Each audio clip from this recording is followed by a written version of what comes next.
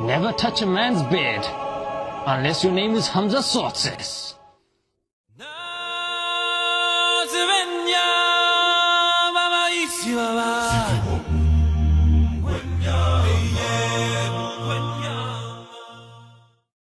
Assalamu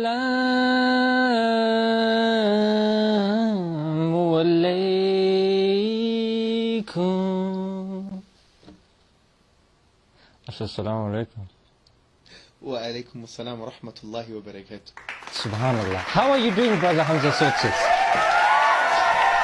How is everything? How's the wife? Good. That good, huh? Whoa, things must be going on top form. MashaAllah. Tabarakallah. It's hot in here, yeah? Get the brother some juice. Not Jews. Juice. I don't want to get done for anti-Semitism, yeah?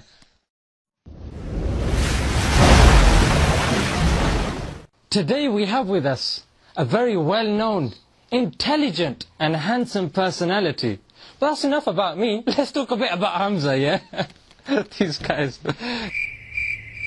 Now, in our society, we have people who do not believe in a God. They are known as atheists. Never heard of them? No problem. 5 main contentions. Don't know what that means? Pick up a dictionary. It's good to read every now and then, you see. So 5 main issues that these people have. Or some Muslims who may be confused.com about certain things. Not a plug-in. But we're going to try to deal with a few of these issues. High five! Alright. That's the way we roll. In my humble opinion, Brother Hamza here is the leading figures in the field of atheism. You see more than one of me, the leading figures? Interesting. That is correct. Please do not interrupt me.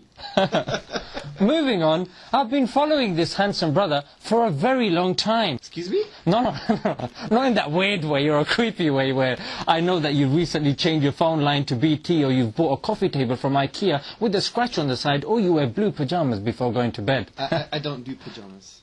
Oh. Please tell me you wear something else. Question number 1. If God made everything, who made God? There are 2 easy ways of addressing this question. Number 1, the definition of God is that being that never came into being. In other words, he wasn't made, he never began. If he never began, if he was never made, therefore he was always there. So you can't ask the question, who made God? Because he was always there. And when something is always there, then you can't ask the question, how did it come into being? Because it was always there. Confused? Confused.com. Good. The second answer is, well, think about it. This universe began. It is well known that the universe began. So therefore it must have a cause or a creator. Now the question is, did something create that creator? Well, if you continue that way, then why don't you ask the question, then who created the creator that created the creator that created the creator that created the universe? Then, you're right there, yeah? Yeah, just... Then you could still ask the question, who created the creator that created the creator that created the creator that created the creator that created the creator that created the universe? If you do this forever, there will never be a universe. So there must be something that's uncreated. Let me give you some examples. Say, for example, I want to kiss your lovely hand and hairy hand, right? But before I kiss your hand, I have to ask permission from your mother. Auntie G, can I kiss your son's hand? She goes, oh, I don't know. I have to ask permission from her mother. Oh. She has to ask permission from her mother. If that goes on forever, I will never kiss your hand. Make sense? Yeah. So that means there can't be an infinite regress of causes. Otherwise, you'll never have the effect. You can't have an infinite regress, a forever chain of creators. Otherwise, you'll never have the creation. So it makes sense rationally, using our brain, that there must be a uncreated creator. Make sense? It does indeed. Do you want to kiss my hand? No. Question number 2. If there is a God, why is there so much evil? The problem of evil is not a problem. Just because there's evil and lots of suffering in the world, it doesn't mean God doesn't exist. Why? Because God is also Al-Hakim. In the Islamic tradition, in the Quran, Allah says He is Al-Hakim, the wise. So there is wisdom behind some of these things that we think are evil, or things that we can't explain because there seems to be so much suffering. How can anyone allow this to happen? But Allah has the picture, we just have the pixel. We have fragmentary knowledge. Allah has the totality of knowledge. So if there's wisdom behind some things, it means there is a reason. Now you may think, but I can't see the wisdom behind a baby dying of cancer. But fair enough, that's an argument from ignorance. Also known in Latin as argumentum ad ignoratium. You're arguing from ignorance. Just because you can't see the wisdom doesn't mean the wisdom is not there. Let me give you an example. This counter argument from the atheist is a typical mentality of a toddler. A toddler runs to the table, he wants to drink the glass that's got this gold, amazing liquid. His father says, no! And the toddler says, evil dad! Yeah. But the toddler doesn't understand that in that glass is whiskey, and it's bad for the toddler. So the toddler can't access the wisdom of the parent in this case. Also, we have to understand that in Islam, Allah has given us reasons why He's allowed evil in the first place. For example, in chapter 67, Allah says that He created death and life in order to test us, to see who would respond to this evil with good deeds, essentially. And also, we have to understand that not only is life a test, but it's there for us to pass this test. Because Allah says He doesn't burden a soul more than it can bear. So He's empowering us. And what's interesting is that when we go to paradise after passing this test, even if we suffered for 80 years, once we're dipped in paradise for a split moment, according to the words of the Prophet Muhammad, upon whom be peace, sallallahu alaihi wasallam, yes, we will be asked, did you ever suffer? And we will reply, by God, we never suffered. Wow. Make sense? Does indeed. Alright, relax. Question number 3. I believe in science. Why do I need to believe in a God? Well, in actual fact, they don't contradict each other. You can believe in science and you can believe in God. It's very simple. Because science explains the how things happen, how things work.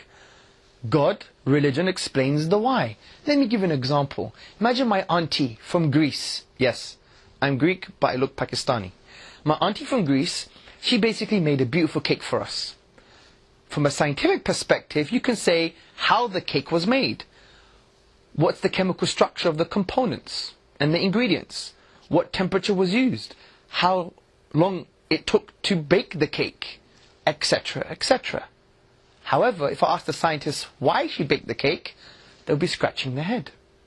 The why could be, maybe it's a celebration for you passing your long beard test, or something funny like that. Or I like that test. Very much. Or your exams. Or maybe she's celebrating something special, like a special occasion. With the beard. Okay, the beard. But the point is, we can't access the why using science. Science has a scope, a frame, a method, and that can only explain the how, not the why. Science explains the how. Religion, God, explains the why. Let me give you an example.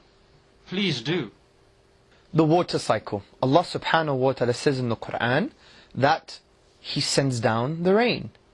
And we know this is His mercy.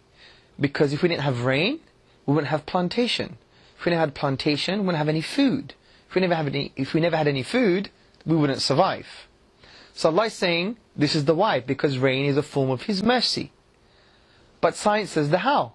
It's based on the water cycle, right? You have clouds, you have the sun, you have the sea, etc., etc. And by the way, the Quran mentions in an interesting way aspects of the water cycle too. But the point here is that Allah, God, religion explains the why. Science explains the how. And we don't deny the how, because Allah in the Quran tells us to look into the cosmos, the universe, into the physical reality on how things work. Question number 4. Does evolution disprove Islam? Does evolution contradict Islam? Of course not. Because we believe Islam has come from the divine. It's an unchanging truth. Yes, there is a scope of interpretation, and it's a little bit flexible, but we believe it's come from Allah, who knows everything. It's perennial knowledge, it's timeless knowledge. Science is transient, meaning it's time-bound, and it's bound to change. I used the word bound twice there, but it doesn't matter. Nicely done.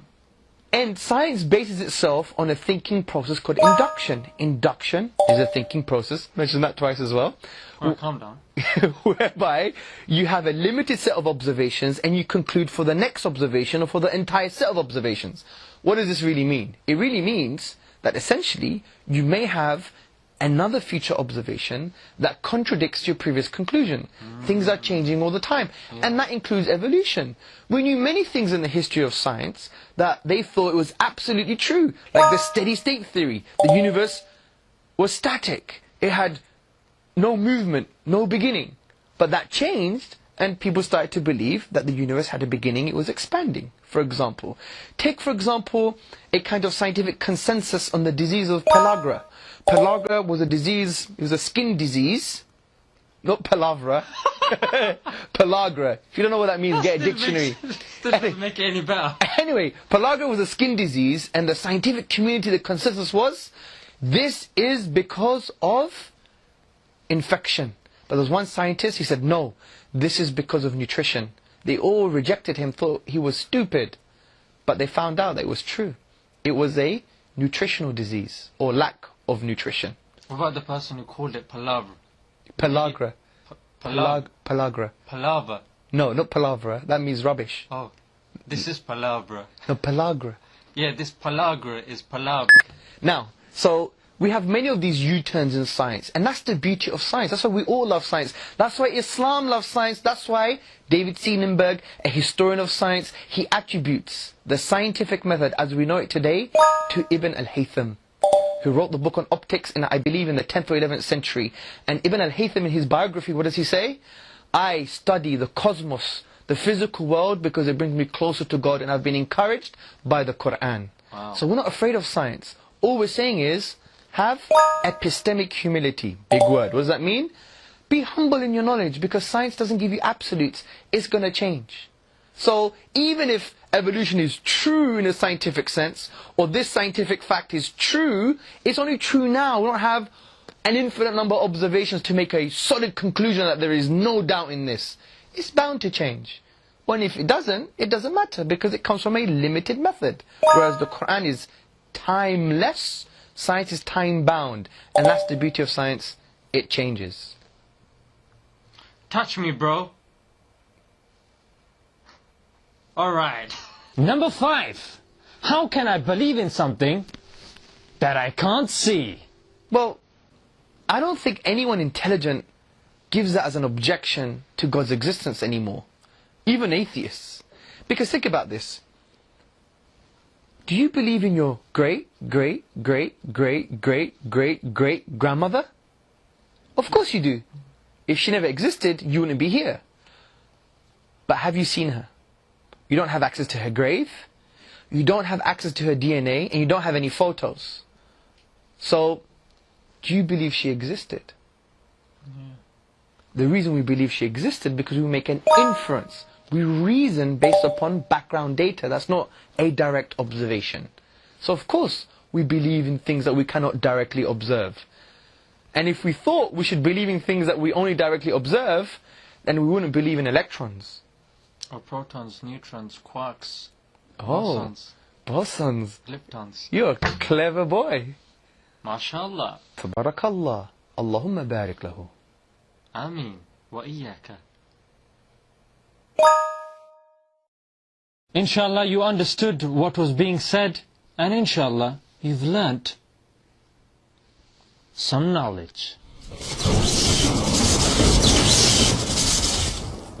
If you have any questions, don't put them in the comments below. It's going to be a mission getting the questions to Brother Hamzah. Best thing I suggest is just watch his video on YouTube. Notice I said video. Didn't mean to say that. I meant to say videos. Gonna let that slide. Watch his debates, mashallah, with Lawrence Krauss, Richard Dawkins, mashallah.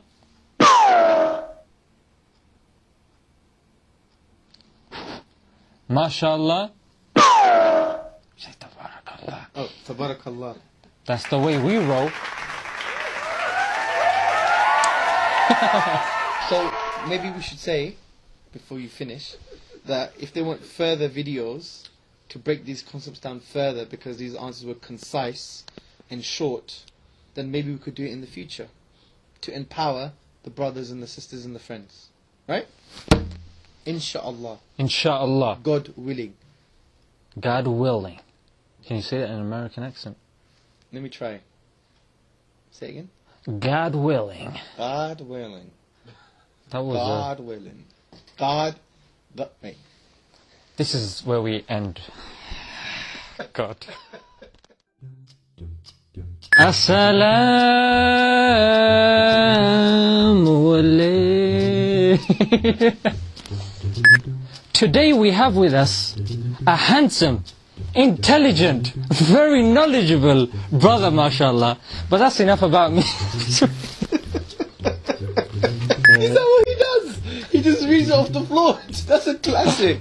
That's Is that what he does usually, bro? Yeah. Man. Don't memorize this. Recently changed your phone line to BT. You bought a coffee table from IKEA with a scratch on it. Or you have blah, blah, blah, blah. Okay. Damn, that was going so well. Obviously had linguistic lessons from the Tasmanian devil. Yeah, we're going to have to edit that bit out. Yeah? I think that's a diss. Ilmi style diss. With the ain. The whole 90% of the video is just going to be him. I just love your beard, mashallah. It's very poofy. Who? Poofy. Poofy? What does that mean? It means it's very kind of puffy. You kissed your own hand, but I'm going to let that slide. Can